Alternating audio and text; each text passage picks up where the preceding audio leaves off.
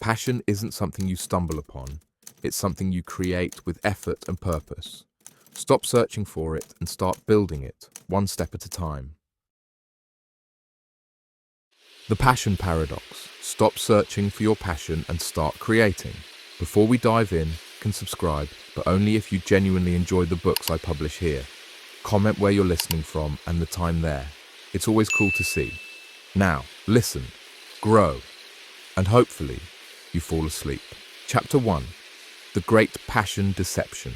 The elevator descended from the 36th floor, and with each passing level, I felt pieces of my identity falling away. Just moments before, I had been someone with a title, a purpose, a clear answer to the dreaded cocktail party question. So, what do you do? Now, as the numbers ticked downward, I was becoming nobody in particular. That day marked the end of my career at one of the most prestigious lifestyle brands in America. The irony wasn't lost on me that I had been helping millions of people create beautiful, meaningful lives while my own felt like it was crumbling in real time. But here's what most people don't understand about that moment of professional devastation. It was also the beginning of the most important discovery of my life.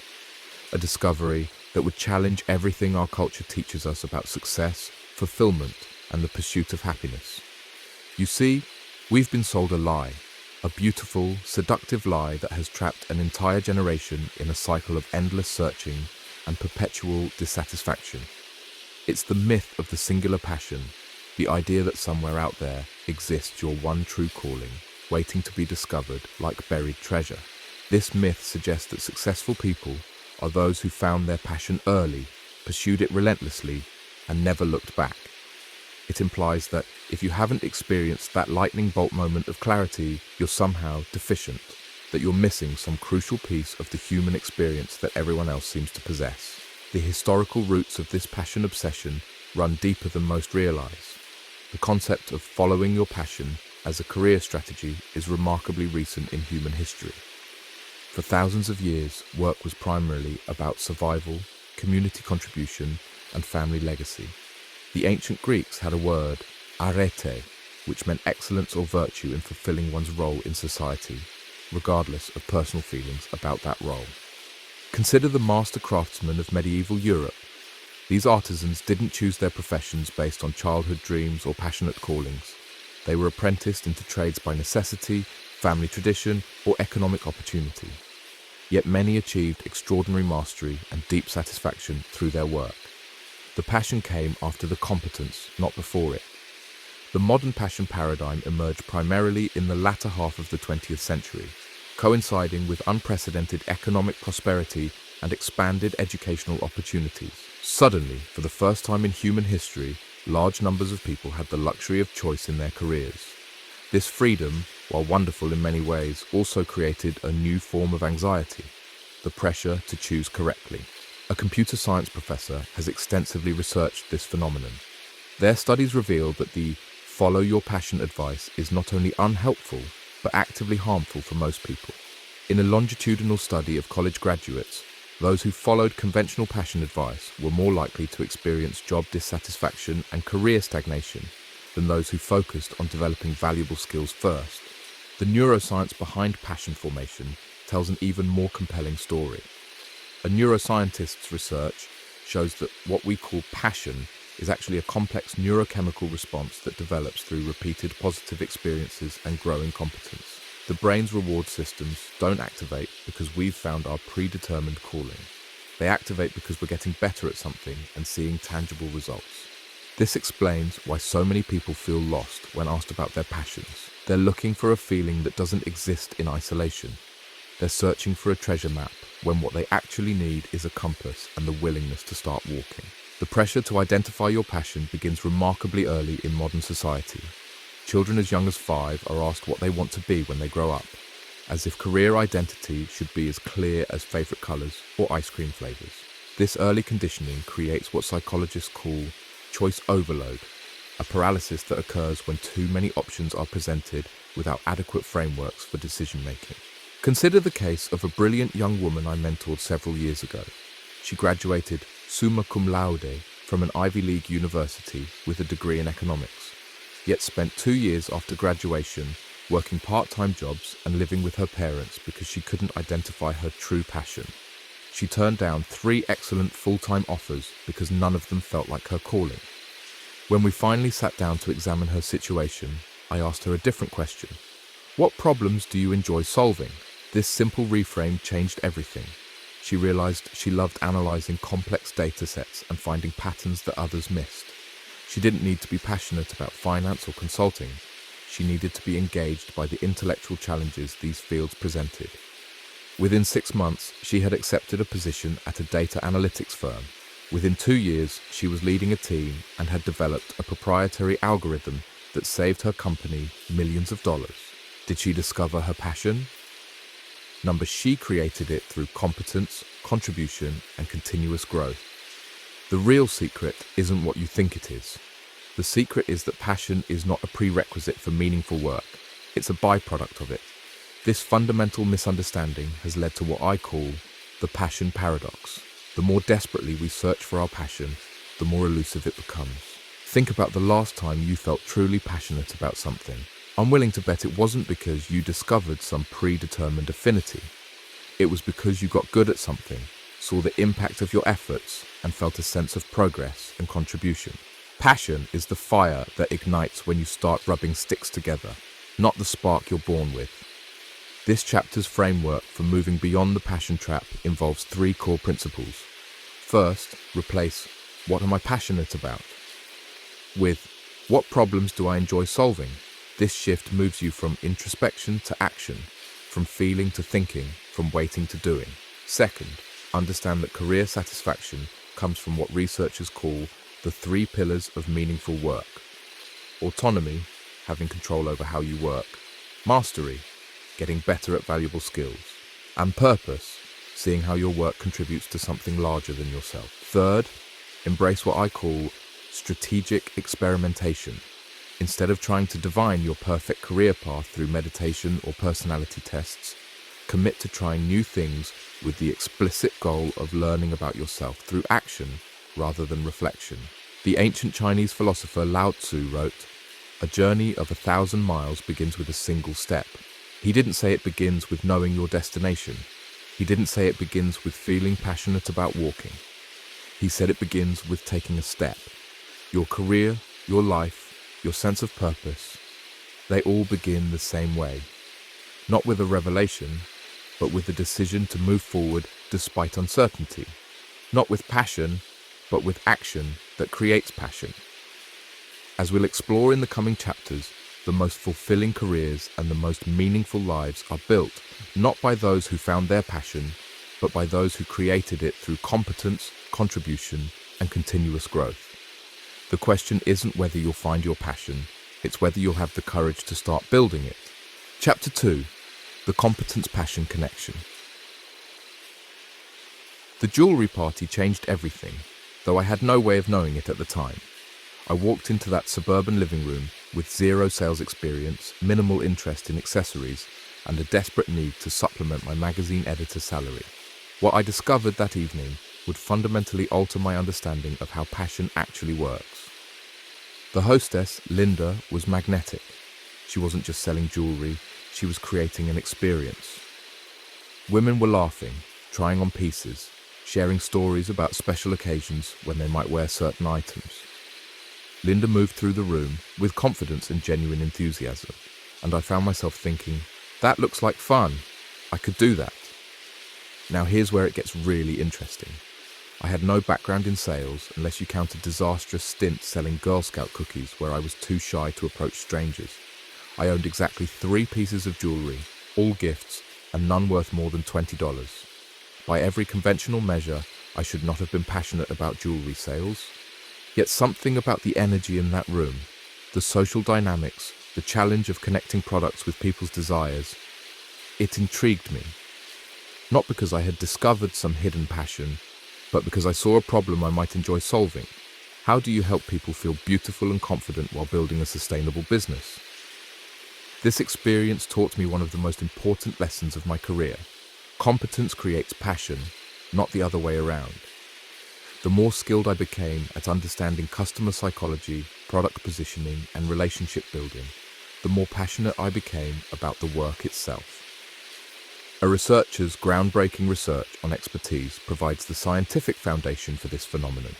Their studies of world-class performers across multiple disciplines, from chess grandmasters to Olympic athletes to virtuoso musicians, reveal a consistent pattern. Passion follows competence, not the reverse. This researcher tracked the development of violin students at a prestigious music academy over several years. The students who eventually became professional soloists didn't start with more passion for music than their peers. In fact, many of the future professionals initially showed less enthusiasm than students who later became music teachers or quit altogether. What distinguished the eventual masters was their willingness to engage in what this researcher calls deliberate practice, focused, challenging work designed to improve specific skills. As these students developed greater competence, their passion for music intensified. The better they got, the more they wanted to practice. The more they practiced, the better they got. This created an upward spiral of competence and passion that propelled them to extraordinary levels of achievement. The neuroscience behind this process is fascinating. When we develop competence in any domain, our brains release dopamine, the neurotransmitter associated with pleasure and motivation.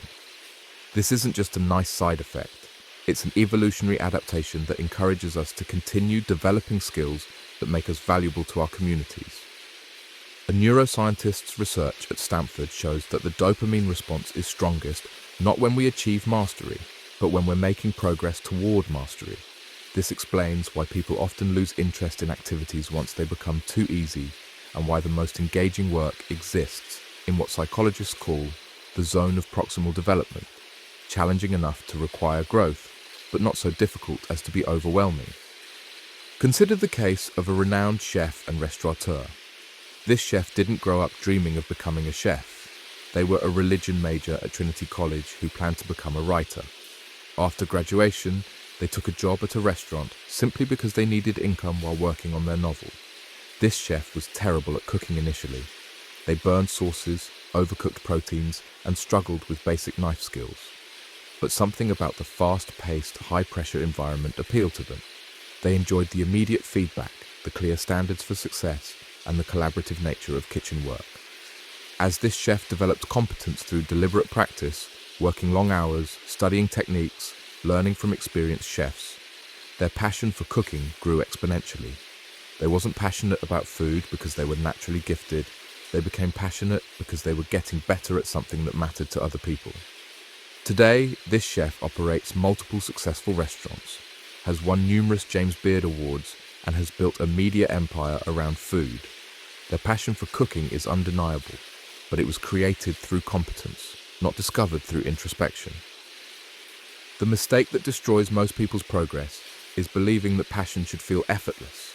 We've been conditioned to think that if we're truly passionate about something, the work won't feel like work.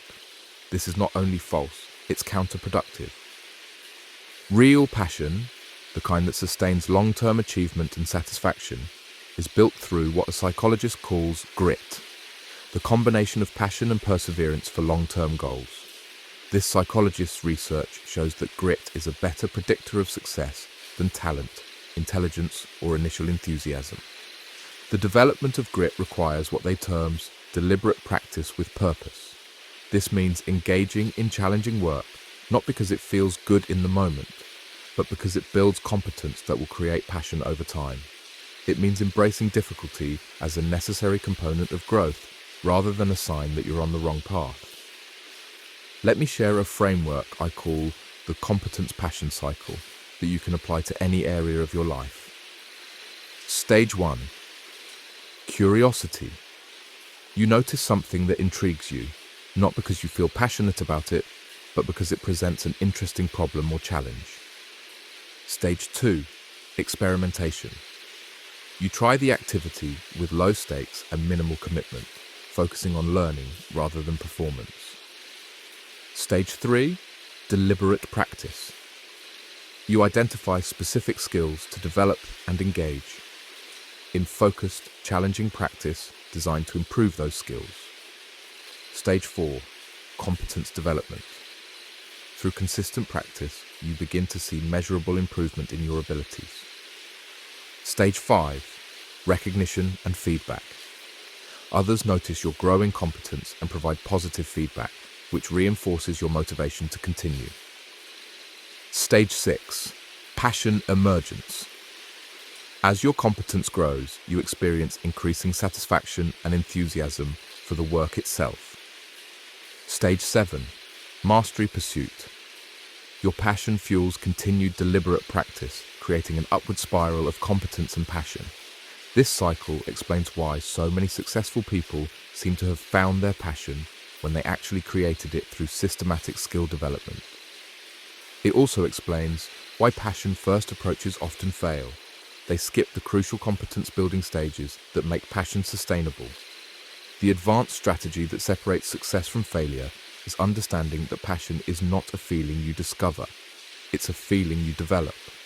This reframe changes everything about how you approach career decisions, skill development, and life planning. Instead of asking, "What am I passionate about?" ask, "What would I like to become competent at?" Instead of waiting for inspiration, commit to deliberate practice. Instead of expecting work to feel effortless, embrace the challenge of getting better at something that matters. The historical evidence for this approach is overwhelming. From Benjamin Franklin's systematic approach to developing virtues to Warren Buffett's methodical study of business fundamentals, the most successful people throughout history have understood that passion follows competence, not the reverse. As we'll explore in the next chapter, this principle applies not just to career development, but to every aspect of creating a meaningful life. The question isn't whether you have passion, it's whether you're willing to do the work that creates it. Chapter 3. The problem-solving revolution. The phone call came on a Tuesday morning, and it changed how I think about work forever. My friend Jessica, a marketing executive at a Fortune 500 company, was crying. Not because she'd been fired or faced some professional crisis, but because she felt completely lost, despite having what everyone else considered a dream job. "I make 6 figures. I have a corner office. My parents are proud of me," she sobbed. "But I wake up every morning feeling empty. I don't know what I'm passionate about, and I feel like I'm wasting my life." Jessica's story illustrates one of the most pervasive problems of our time, the passion paralysis that affects millions of educated, capable people who have been taught to believe that meaningful work must align with some predetermined passion. They're so busy looking inward for their calling that they miss the opportunities right in front of them. But the most powerful technique is still coming, and it's surprisingly simple. Instead of searching for your passion, start solving problems you find interesting. This shift from passion seeking to problem solving represents a fundamental revolution in how we approach career satisfaction and life fulfillment. It moves us from the realm of feelings, which are subjective and changeable, to the realm of contribution, which is objective and measurable. The historical precedent for this approach is remarkable. Consider Thomas Edison, often cited as one of history's most passionate inventors. Edison didn't start with a passion for electricity or innovation. He started with a fascination for solving practical problems that affected people's daily lives. Edison's first successful invention wasn't the light bulb or the phonograph. It was an improved stock ticker that helped investors get faster access to market information. He wasn't passionate about stock tickers, but he was intrigued by the problem of information transmission. This led to improvements in telegraph technology, which led to work on telephone systems, which eventually led to his revolutionary work with electricity. Each problem Edison solved taught him skills and revealed new problems worth solving. His passion for invention emerged from his competence at problem solving, not the reverse. By the end of his career, he held over 1,000 patents, not because he had found his one true passion, but because he had developed a systematic approach to identifying and solving valuable problems. Dr. Mihaly Csikszentmihalyi's research on flow states provides the psychological foundation for this problem-solving approach. Csikszentmihalyi studied thousands of people across various professions and discovered that the most satisfying work experiences occur when people are fully engaged in solving challenging problems that match their skill level.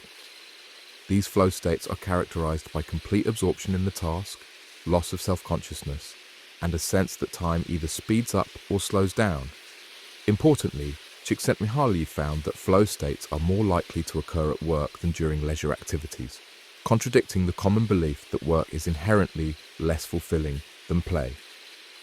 The key insight from Csikszentmihalyi's research is that flow states don't depend on having a predetermined passion for the activity. They depend on the match between challenge level and skill level, and the clarity of goals and feedback. This means you can create deeply satisfying work experiences by choosing problems that stretch your abilities and provide clear measures of progress. Let me introduce you to a software engineer who exemplifies this problem-solving approach. This engineer graduated with a computer science degree but felt no particular passion for programming. They took their first job at a healthcare technology company primarily because they offered good benefits and seemed stable. This engineer's initial assignment was to improve the user interface for a patient scheduling system. The existing system was clunky and frustrating for both patients and staff. This engineer wasn't passionate about healthcare or scheduling, but they found the problem intellectually interesting. How do you design software that makes complex processes feel simple and intuitive? As this engineer dove deeper into this challenge, they discovered they enjoyed talking to end users, understanding their pain points, and iterating on solutions based on their feedback. They wasn't passionate about the healthcare industry, but they were passionate about the problem-solving process itself. Over the next 3 years, this engineer became the company's go-to person for user experience challenges. They developed expertise in user research, interface design, and behavioral psychology. Their work directly improved the experience of thousands of patients and healthcare workers. Today, this engineer runs their own user experience consulting firm and is genuinely passionate about their work. But their passion didn't come from discovering some predetermined calling. It came from developing competence at solving problems they found intellectually engaging. The framework I call problem-solving career development consists of 5 core principles. Principle 1, problem identification. Instead of asking, what am I passionate about? Ask, what problems do I notice that others seem to ignore or accept as inevitable? Principle 2, skill assessment. Evaluate what skills you currently have that could be applied to these problems and what skills you would need to develop. Principle 3, value creation. Focus on problems where solving them would create clear value for other people, whether that's saving time, reducing frustration, increasing efficiency, or improving outcomes. Principle 4, iterative learning approach problem solving as a learning process, where each attempt teaches you something valuable regardless of whether it succeeds. Principle 5, competence building use. Each problem-solving experience to develop skills that will make you better at solving similar problems in the future. This approach has profound implications for how we think about career development.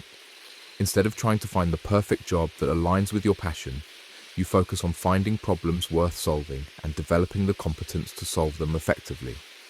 The neuroscience research supports this approach.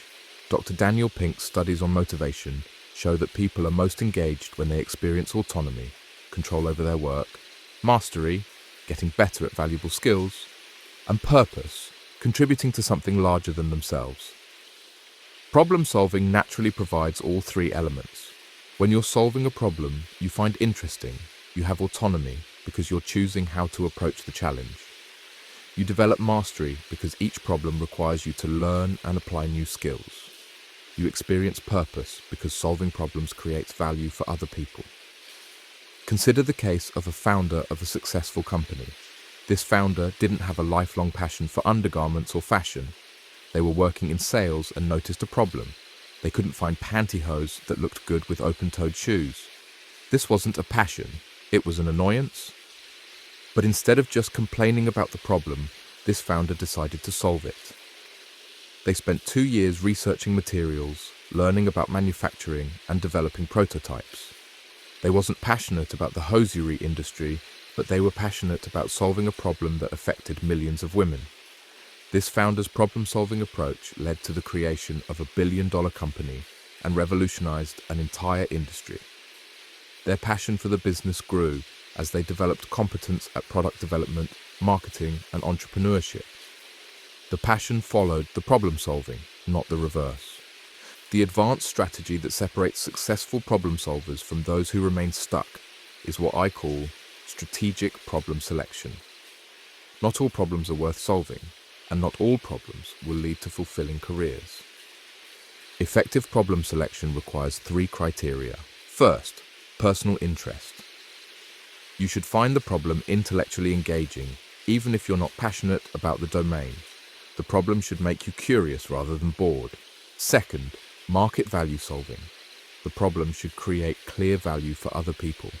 This doesn't necessarily mean starting a business, but it does mean that your solution should improve outcomes for someone other than yourself. Third, skill development potential. Working on the problem should help you develop skills that will be valuable in multiple contexts. The best problems teach you transferable abilities that compound over time. The final piece that ties it all together is understanding that problem solving is itself a meta skill that improves with practice. The more problems you solve, the better you become at identifying which problems are worth solving and developing effective approaches to solve them. This creates what I call the problem-solving flywheel. Each problem you solve makes you better at solving problems, which makes you more valuable to others, which gives you access to more interesting problems, which develops your skills further, which increases your passion for the work. As we'll explore in the remaining chapters, this problem-solving approach applies not just to career development, but to every aspect of creating a meaningful life. The question isn't what you're passionate about. It's what problems you're willing to solve and what value you're committed to creating for others. The revolution begins when you stop searching for your passion and start creating it through competent problem solving. Your passion is waiting for you, but it's not hiding in some undiscovered corner of your psyche.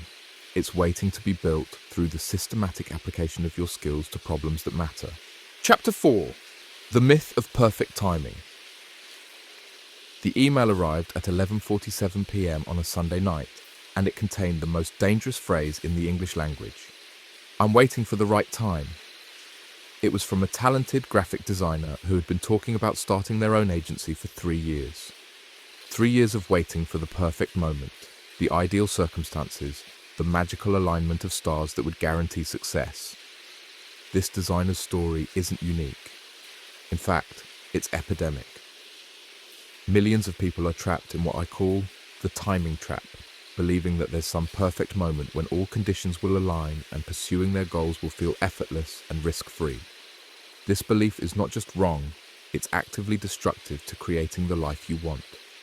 But here's the crucial principle that changes everything. There is no perfect time. There are only imperfect moments that become perfect through action. The historical evidence for this principle is overwhelming. Consider the founding of some of the world's most successful companies. Microsoft was started by Bill Gates when he was a college dropout with no business experience. Apple began in Steve Jobs' garage during a recession. Amazon launched when Jeff Bezos left a lucrative Wall Street job to sell books online, a concept most people thought was ridiculous. None of these entrepreneurs waited for perfect timing. They started with imperfect circumstances and created success through persistence, adaptation, and continuous learning. The timing became right because they made it right through their actions. A researcher's study at Wharton Business School reveals a fascinating paradox about timing and success. In their study of entrepreneurs, this researcher found that those who waited for optimal conditions were significantly less likely to succeed than those who started with suboptimal conditions. The reason? Starting early forces you to develop crucial skills like resourcefulness, adaptability, and creative problem solving that are essential for long-term success. The neuroscience behind procrastination and timing provides additional insight. A researcher's work at Carleton University shows that waiting for the right time is actually a form of emotional regulation. We delay action not because conditions aren't optimal, but because taking action feels uncomfortable or scary. The brain interprets this discomfort as evidence that the timing is wrong. when in reality, discomfort is a normal part of growth and change. This explains why people often feel like the timing is never quite right.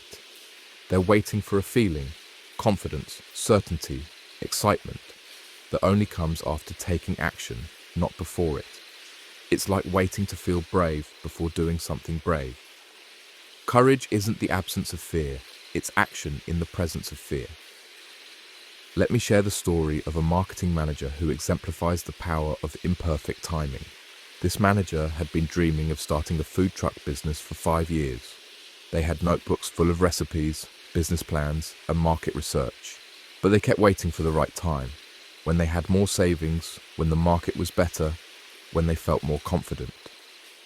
The catalyst came when this manager was laid off during a company restructuring. Suddenly, their perfect timing strategy was irrelevant.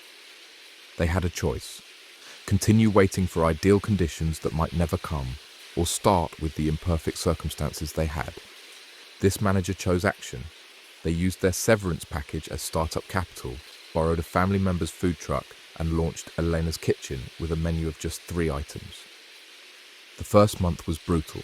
They made mistakes, faced unexpected challenges, and questioned their decision daily. But something remarkable happened. Each problem they solved made them more competent, more confident, and more passionate about their business. Within 6 months, this manager had expanded to 2 trucks and was catering corporate events. Within 2 years, they had opened a brick-and-mortar restaurant. Today, they operate a successful food business with multiple locations. When I asked them about timing, they laughed. The timing was terrible, they said, but that's what made it perfect. I had to figure everything out quickly, and that forced me to become the entrepreneur I needed to be. The framework I call Imperfect Action Strategy consists of 4 core principles. Principle 1, minimum viable start. Instead of waiting for perfect conditions, identify the smallest possible step you can take toward your goal and take it immediately. Principle 2, iterative improvement. Treat every action as an experiment that provides valuable data, regardless of whether it succeeds or fails. Principle 3, adaptive planning. Create flexible plans that can evolve based on what you learn through action, rather than rigid plans that require perfect conditions. Principle 4, discomfort tolerance. Recognize that feeling uncertain or unprepared is normal and doesn't indicate that the timing is wrong. The historical precedent for this approach extends far beyond business. Consider the Wright brothers, who achieved the first powered flight in 1903. They didn't wait for perfect weather conditions, unlimited funding, or complete understanding of aerodynamics.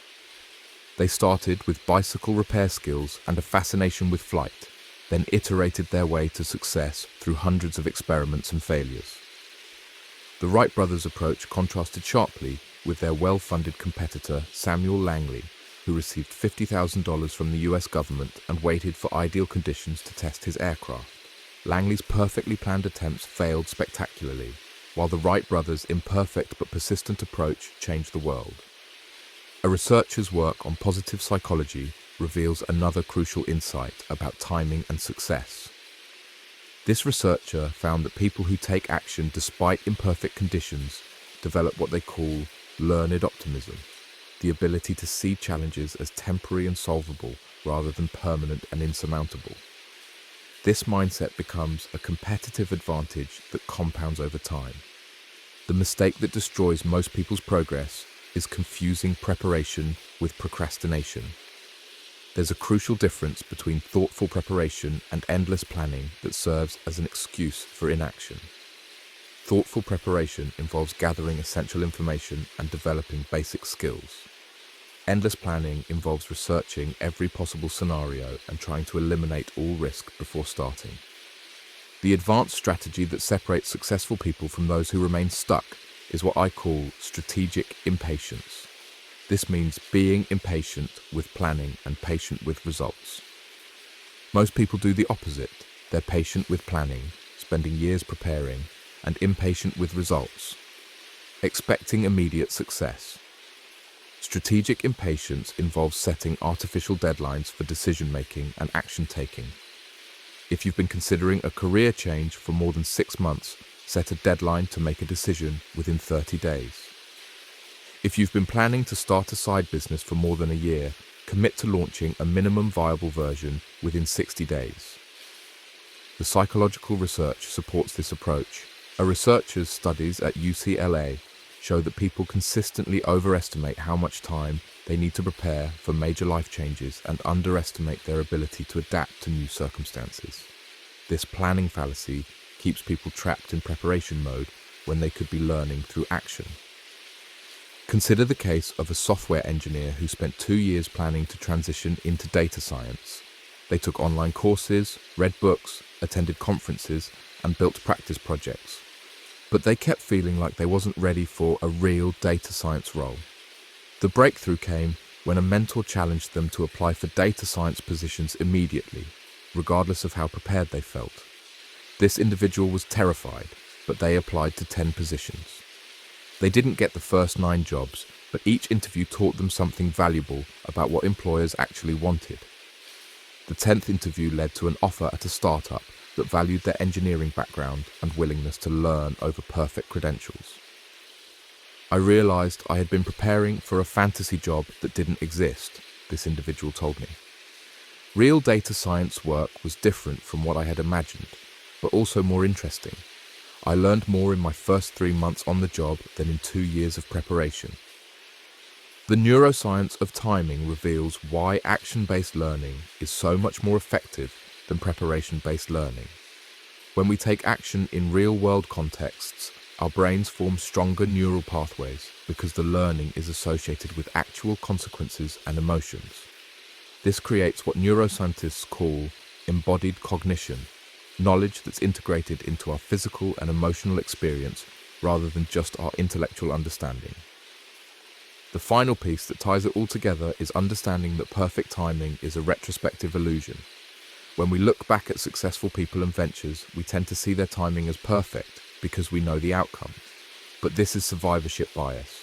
We don't see all the people who waited for perfect timing and never started, or who started at the wrong time and still succeeded through persistence and adaptation.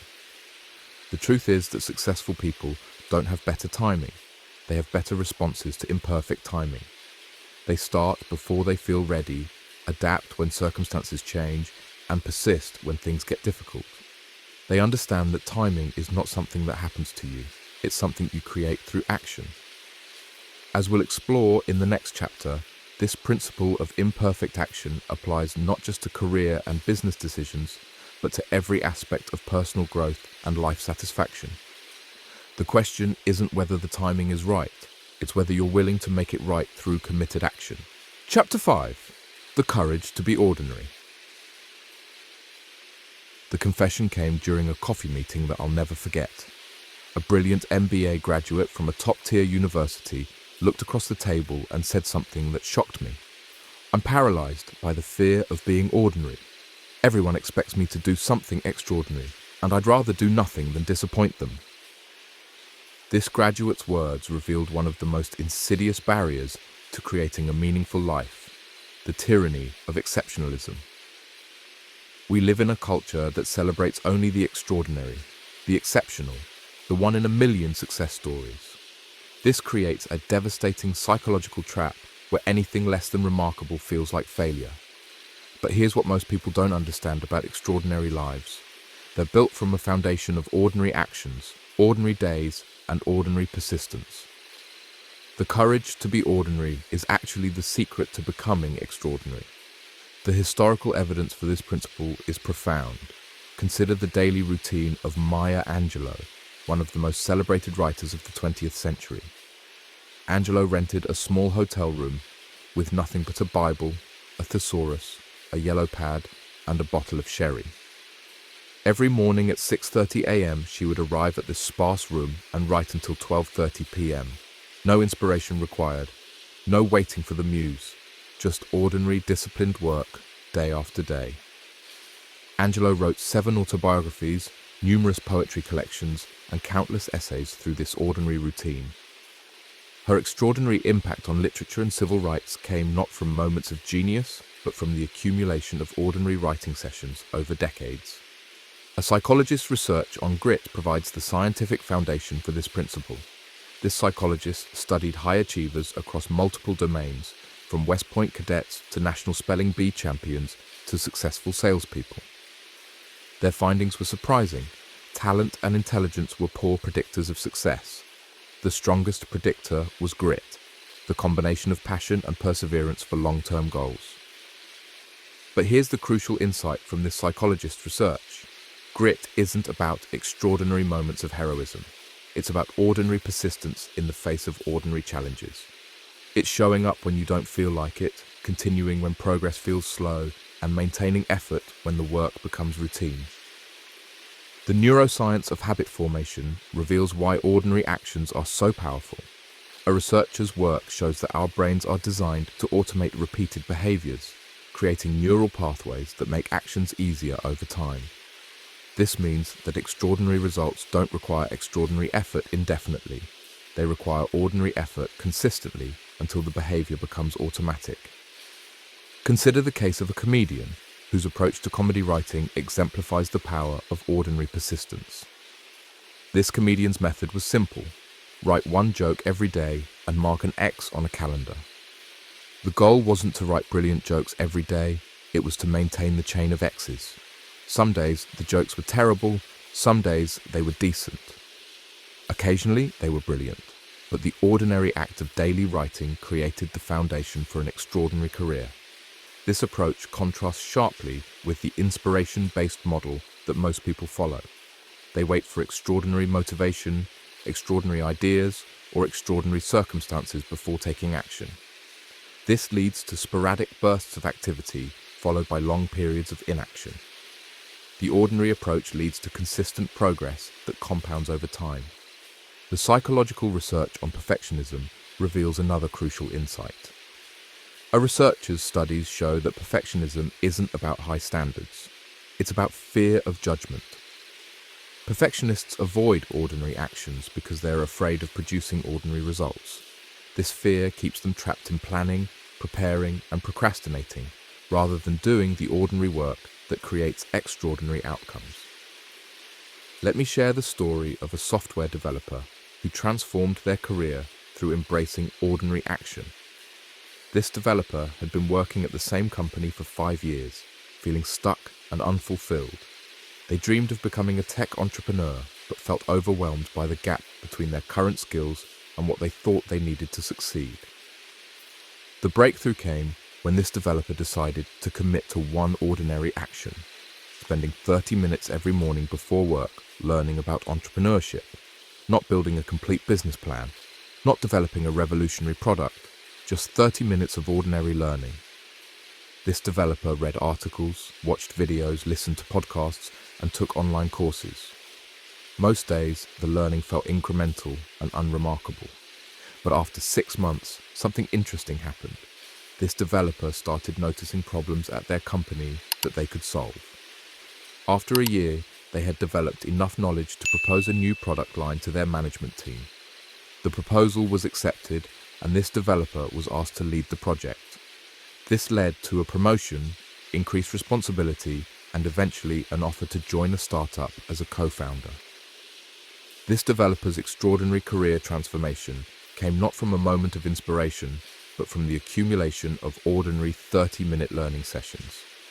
The framework I call Ordinary Excellence consists of 5 core principles. Principle 1. Minimum effective dose. Identify the smallest daily action that moves you toward your goal and commit to it consistently. Principle 2. Process over outcomes. Focus on maintaining your daily practice rather than achieving specific results on any given day. Principle 3. Progress tracking. Measure your consistency in taking action, not just the quality of results. Principle 4. Ordinary standards. Set standards that are challenging but achievable on ordinary days, not just when you feel motivated. Principle 5. Compound patience. Trust that ordinary actions will create extraordinary results over time, even when daily progress feels insignificant. The historical precedent for this approach extends across all domains of human achievement. Warren Buffett became one of the world's most successful investors, not through extraordinary market timing or brilliant insights, but through the ordinary practice of reading financial statements for several hours every day for decades. His extraordinary wealth came from ordinary habits compounded over time. The mistake that destroys most people's progress is what I call highlight reel syndrome. We compare our ordinary daily experience to other people's extraordinary moments. We see the Nobel Prize acceptance speech, but not the decades of ordinary research. We see the successful product launch, but not the years of ordinary development work. We see the best-selling book, but not the ordinary writing sessions that created it. This comparison creates unrealistic expectations about what extraordinary achievement should feel like. We expect it to feel extraordinary every day, when in reality, it feels ordinary most of the time. The extraordinary moments are rare peaks in a landscape of ordinary persistence. A researcher's research on growth mindset provides additional insight into the power of ordinary action. This researcher found that people with growth mindsets, those who believe abilities can be developed through effort, are more likely to embrace ordinary practice because they see it as the path to improvement. People with fixed mindsets avoid ordinary practice because they interpret the need for practice as evidence of inadequate natural ability. The advanced strategy that separates successful people from those who remain stuck is what I call ordinary optimization. This means continuously improving your ordinary actions rather than waiting for extraordinary opportunities. Instead of hoping for a breakthrough moment, you focus on making your daily practice slightly better, slightly more efficient, or slightly more effective. Consider the case of a marketing professional who wanted to transition into public speaking. Instead of waiting for a major speaking opportunity, this professional committed to one ordinary action: recording a 2-minute video every day sharing a marketing tip. The videos were simple, unpolished, and reached a small audience initially. But this professional optimized their ordinary practice over time. They improved their delivery, refined their content, and gradually built an audience. After 18 months of daily videos, this professional was invited to speak at a major industry conference. The extraordinary opportunity came as a result of ordinary consistency, not the other way around. The neuroscience of motivation reveals why ordinary actions are more sustainable than extraordinary efforts. A researcher's work at Stanford shows that motivation is unreliable and fluctuates dramatically. Extraordinary actions require high motivation, which means they're only sustainable when you feel inspired. Ordinary actions require minimal motivation, which means they're sustainable even when you feel unmotivated. This creates what Fogg calls the motivation wave. Instead of riding the peaks of high motivation and crashing in the valleys of low motivation, ordinary actions allow you to maintain consistent progress, regardless of how you feel on any given day. The final piece that ties it all together is understanding that extraordinary is not a destination. It's a byproduct. You don't become extraordinary by trying to be extraordinary. You become extraordinary by being ordinary in extraordinary ways, by showing up consistently, improving incrementally, and persisting when others quit. The courage to be ordinary is actually the courage to trust the process of growth and development. It's the willingness to do unremarkable work for remarkable periods of time. It's the understanding that extraordinary results don't require extraordinary people. They require ordinary people doing ordinary things with extraordinary consistency. As we'll explore in the next chapter, this principle of ordinary excellence applies not just to skill development and career advancement, but to every aspect of creating a life of meaning and impact. The question isn't whether you're capable of extraordinary moments. It's whether you're willing to commit to ordinary actions that create extraordinary outcomes. Chapter 6. The Value Creation Imperative. The revelation hit me during a conversation with my accountant of all people. I was complaining about feeling unfulfilled despite having what looked like a successful career, and they said something that stopped me cold. You're focused on what you can get from your work instead of what you can give through it. That's why you feel empty. Their words exposed a fundamental flaw in how most of us think about career satisfaction and life fulfillment. We've been conditioned to ask, what's in it for me? When the more powerful question is, what's in me for others? This shift from value extraction to value creation is the key to unlocking both professional success and personal satisfaction. But here's the mistake that destroys most people's progress. They think value creation means sacrificing their own interests for others. This is completely wrong. The most fulfilling and financially rewarding careers are built on the principle of mutual value creation, finding ways to serve others that also serve your own growth and goals. The historical evidence for this principle is overwhelming. Consider a prominent industrialist who became one of the wealthiest people in history, not by hoarding resources, but by creating value for others. This industrialist revolutionized steel production, making it cheaper and more accessible. This created enormous value for society, enabling the construction of skyscrapers, bridges, and railroads, while also creating enormous wealth for themselves. This industrialist understood that the fastest path to personal success is through creating value for others. Their famous quote captures this principle perfectly.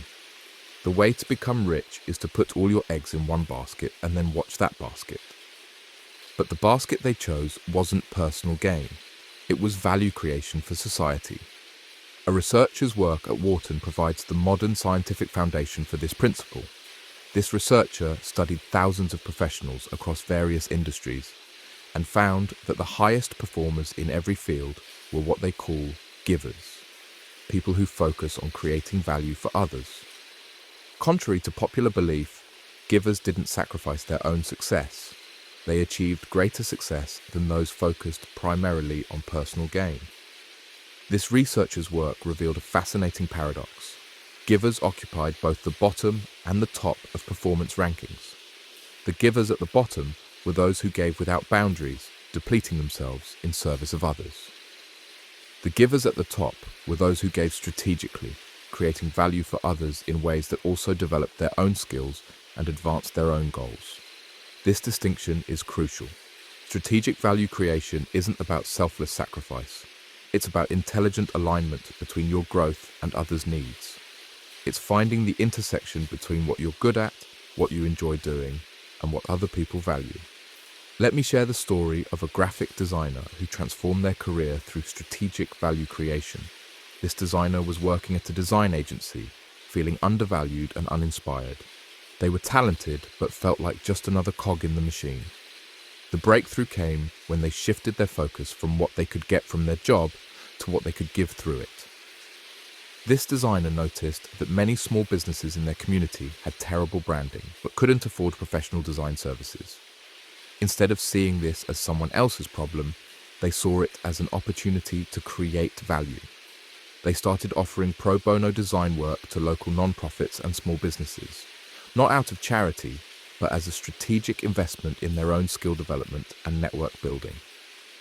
This value creation strategy had multiple benefits. This designer developed expertise in working directly with clients, learned about different industries, and built a portfolio of diverse work.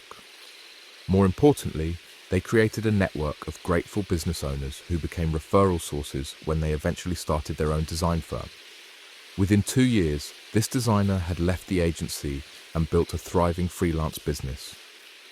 Their focus on value creation had created value for themselves, not as a side effect, but as a direct result of serving others effectively. The framework I call strategic value creation consists of 6 core principles. Principle 1, value identification. Identify specific problems you can solve or needs you can meet for others, focusing on areas where you have or can develop expertise. Principle 2, skill alignment. Choose value creation opportunities that also develop skills you want to build or demonstrate abilities you want to showcase. Principle 3, network building. Use value creation as a way to build relationships with people who share your interests or work in fields you want to enter. Principle 4, feedback integration. Treat every value creation opportunity as a chance to get feedback on your work and improve your abilities. Principle 5, scalability assessment. Consider how the value you create for individuals could be scaled to serve larger groups or markets. Principle 6, reciprocity. Cultivation. Create value in ways that naturally encourage others to want to help you in return without explicitly asking for anything. The neuroscience of value creation reveals why this approach is so psychologically satisfying. A researcher's work at the University of British Columbia shows that helping others activates the brain's reward centers more powerfully than receiving help. This isn't just feel-good psychology, it's evolutionary biology. Humans evolved as social creatures who survived through cooperation and mutual aid. When you create value for others, your brain releases oxytocin, dopamine, and serotonin, the same neurochemicals associated with falling in love, achieving goals, and feeling content. This explains why people who focus on value creation report higher levels of job satisfaction and life fulfillment than those focused primarily on personal advancement. The mistake that destroys most people's progress is thinking that value creation requires grand gestures or revolutionary innovations. In reality, the most powerful value creation often comes from solving small, everyday problems that others overlook or accept as inevitable. Consider the case of a founder of a successful mobile advertising company worth hundreds of millions of dollars. This founder's insight wasn't revolutionary. They simply noticed that mobile game players felt good when they achieved something in a game, and that this positive emotion created an opportunity for relevant advertising.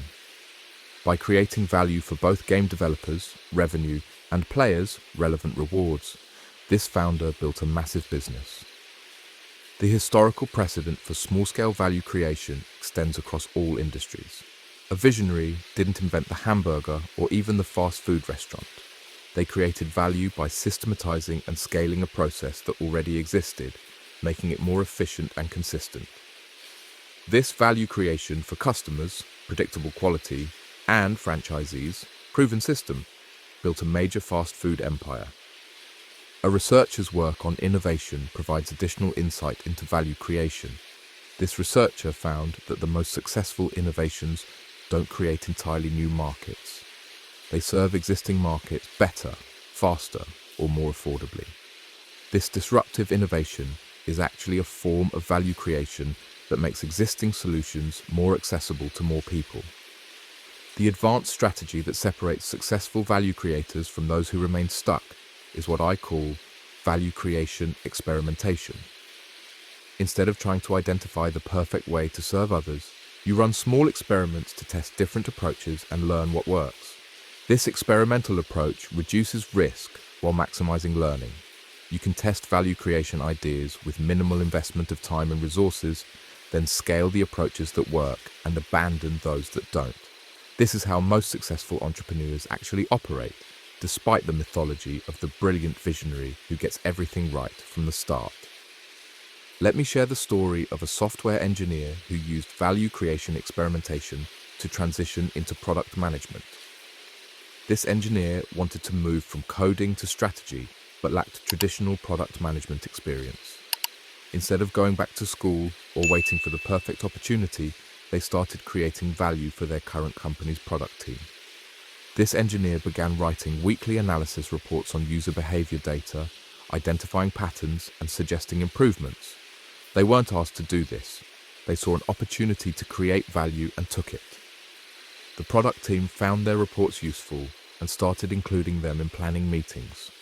Within 6 months, this engineer was offered a product management role. The key insight from this engineer's story is that they didn't wait for permission to create value. They identified a need, developed a solution, and demonstrated their value through action rather than credentials.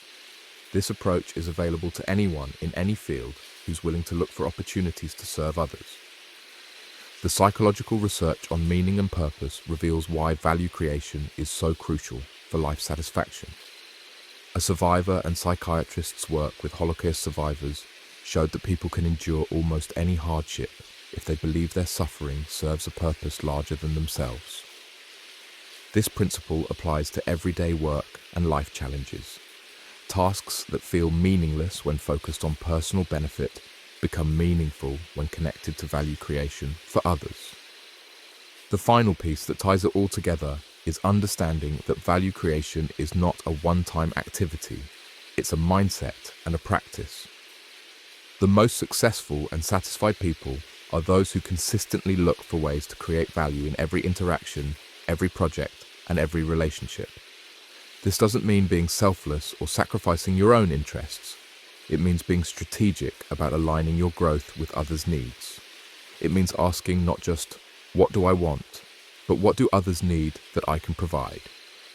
It means understanding that the fastest path to getting what you want is often through helping others get what they want.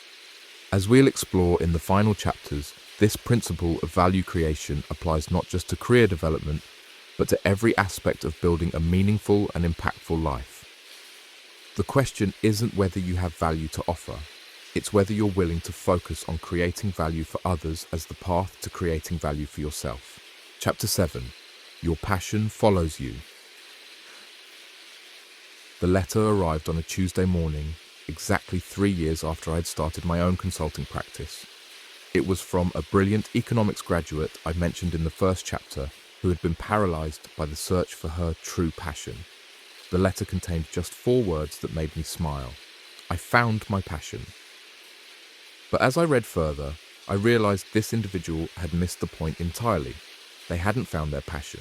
They had created it. Through 3 years of competent work, strategic problem solving, and consistent value creation, they had built something that felt like a calling. Their passion hadn't been waiting for them to discover it. It had been waiting for them to build it. This distinction is everything. It's the difference between a life spent searching and a life spent creating. It's the difference between waiting for inspiration and generating it through action. It's the difference between hoping for fulfillment and systematically constructing it. Over the course of this book, I've shared with you the most important lesson of my professional life. Passion is not something you find, it's something you create. This isn't just a nice philosophical idea, it's a practical framework that can transform how you approach every aspect of your career and life. Let me take you back to where we started. Remember the elevator descending from the 36th floor, carrying me away from everything I thought I was? That moment felt like an ending, but it was actually a beginning. Not because I discovered some hidden passion, but because I stopped looking for one and started building one instead. The journey from that elevator to where I am today wasn't guided by a predetermined calling. It was shaped by the principles we've explored together, replacing passion-seeking with problem-solving, building competence before expecting passion, embracing imperfect timing, finding courage in ordinary actions, and focusing on value creation over value extraction. Each of these principles challenged conventional wisdom about how successful careers and meaningful lives are built. But the evidence, historical, scientific, and experiential, overwhelmingly supports a different approach than what our culture teaches us. The historical evidence spans centuries and cultures, from the medieval craftsmen who found deep satisfaction in trades they didn't choose, to modern entrepreneurs who built billion-dollar companies solving problems they stumbled upon. The pattern is clear. Passion follows competence and contribution, not the reverse. The scientific evidence comes from multiple disciplines. Neuroscience shows us that passion is a neurochemical response to progress and mastery, not a predetermined brain state. Psychology reveals that meaning comes from contributing to something larger than ourselves, not from following our feelings. Behavioral economics demonstrates that people who focus on creating value for others achieve greater personal success than those focused primarily on personal gain. The experiential evidence comes from the stories we've shared throughout this book. Elena Vasquez didn't have a passion for food trucks. She had a problem to solve and the courage to start with imperfect conditions. David Kim didn't discover a calling for entrepreneurship. He built expertise through ordinary daily actions.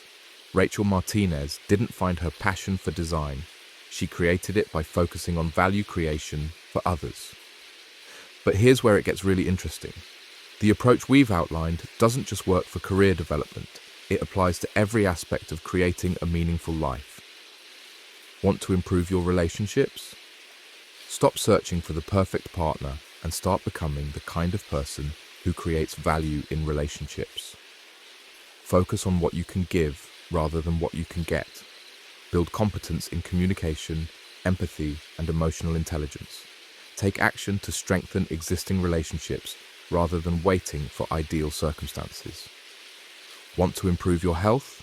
Stop looking for the perfect diet or exercise program and start with ordinary actions you can sustain. Build competence gradually. Focus on creating value for your future self rather than seeking immediate gratification. Embrace imperfect consistency over perfect sporadic efforts. Want to make a difference in your community? Stop waiting for the perfect cause or the ideal opportunity. Start solving problems you notice in your immediate environment. Build competence through small actions. Create value for others without waiting for recognition or reward. The framework we've developed throughout this book, what I call the passion creation system, can be applied to any area of life where you want to experience greater fulfillment and impact. Step 1. Problem identification. Instead of asking, "What am I passionate about?" ask, "What problems do I notice that I could help solve?" Step 2. Competence building. Focus on developing skills that enable you to solve these problems effectively rather than waiting for passion to motivate you. Step 3. Imperfect action. Start taking action with current resources and knowledge, rather than waiting for perfect conditions or complete preparation. Step 4. Ordinary consistency. Commit to small, sustainable actions that you can maintain over time, rather than sporadic bursts of extraordinary effort. Step 5. Value creation. Focus on how your actions benefit others, not just yourself, understanding that personal fulfillment comes through contribution. Step 6. Iterative improvement. Treat every action as an experiment that provides valuable feedback for improving your approach. Step 7. Passion recognition. Notice when you start feeling passionate about the work itself, understanding that this passion is a result of your competence and contribution, not a prerequisite for them. This system works because it aligns with how human psychology actually functions rather than how we think it should function. We're not designed to have predetermined passions waiting to be discovered. We're designed to develop passion for activities where we experience competence, autonomy, and purpose. The neuroscience research confirms this. Dr. Daniel Pink's studies show that motivation comes from 3 sources: autonomy, having control over your work; mastery, getting better at valuable skills; and purpose, contributing to something larger than yourself.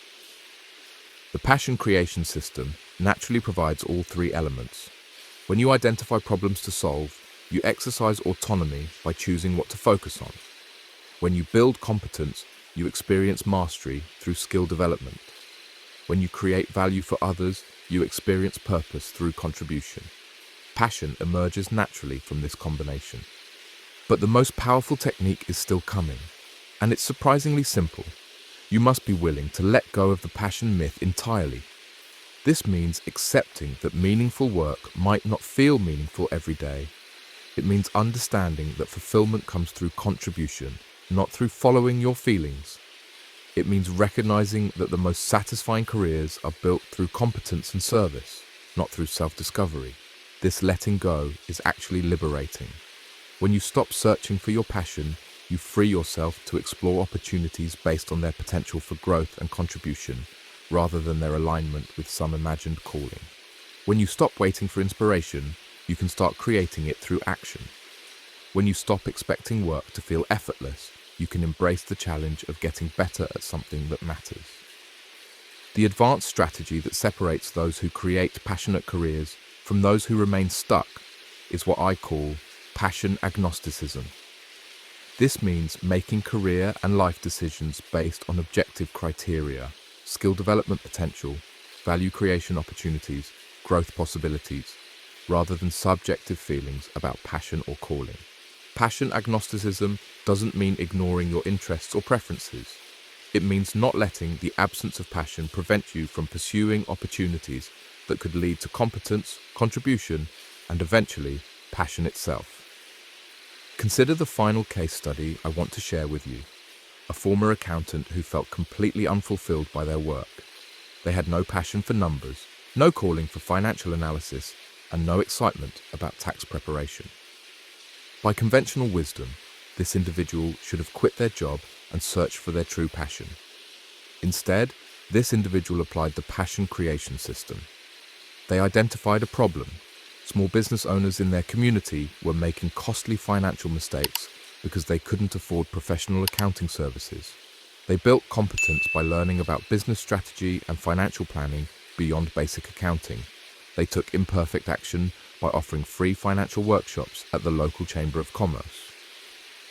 This individual maintained ordinary consistency by hosting one workshop per month, even when attendance was low.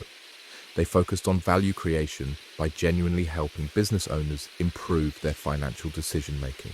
They treated each workshop as an experiment, continuously improving their content and delivery based on feedback. Within 2 years, this individual had developed a thriving financial consulting practice. More importantly, they had developed genuine passion for their work.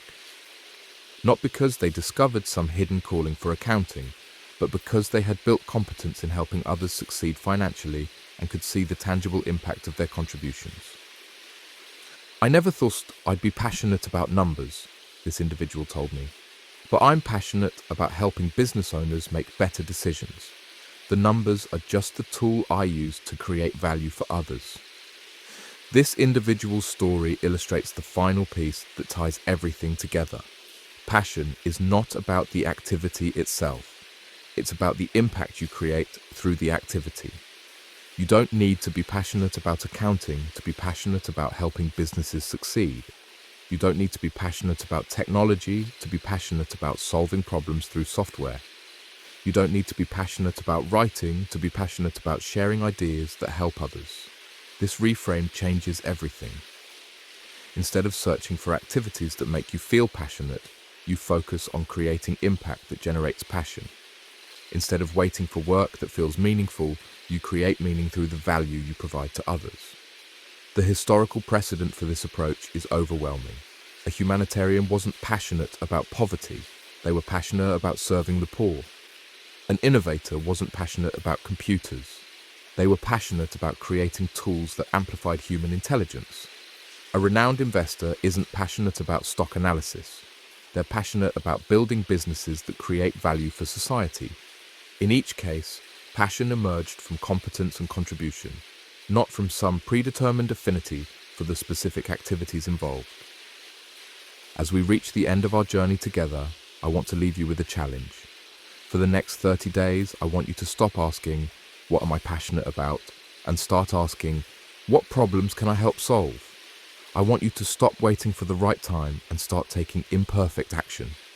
I want you to stop seeking extraordinary opportunities and start committing to ordinary consistency. Most importantly, I want you to stop searching for your passion and start creating it. Your passion is not hiding somewhere waiting to be discovered. It's not encoded in your DNA or written in the stars. It's not going to reveal itself through meditation, personality tests, or career counseling. Your passion is waiting to be built through competent problem solving, consistent action, and committed value creation. It's waiting for you to stop looking for it and start constructing it through the systematic application of your skills to problems that matter. The question isn't whether you'll find your passion. The question is whether you'll have the courage to create it. Listen to my mother's advice, the advice that changed my life. You don't create your life first and then live it. You create it by living it, not agonizing about it. Your passionate life is waiting for you, not in some undiscovered corner of your psyche, but in the work you're willing to do, the problems you're willing to solve, and the value you're willing to create for others. Stop searching. Start creating. Your passion follows you.